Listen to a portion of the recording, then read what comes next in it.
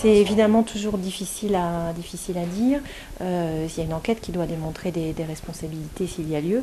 Mais ce qui est clair, c'est que ça s'est passé dans cet environnement-là, donc avec une présence d'étudiants extérieurs à la résidence sur place, une difficulté à savoir qui se trouvait où, et il est possible que la vigilance d'un certain nombre d'étudiants ait été, on va dire, atténuée par la consommation d'alcool. Mais à ce stade, ce sont des présomptions et l'enquête permettra de les confirmer ou pas.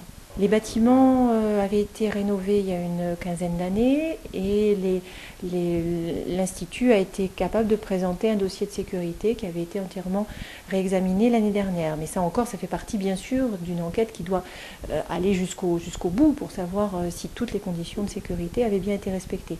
Ce qu'il faut dire aussi, c'est que ce type de résidence, toutes les résidences universitaires, ne sont pas concernées par la réglementation qui s'applique en matière de sécurité incendie pour les établissements recevant du public. Il n'y a pas de commission de sécurité régulière, il n'y a pas de regard extérieur. C'est le même type de réglementation que pour n'importe quel logement, que pour n'importe quelle habitation privée.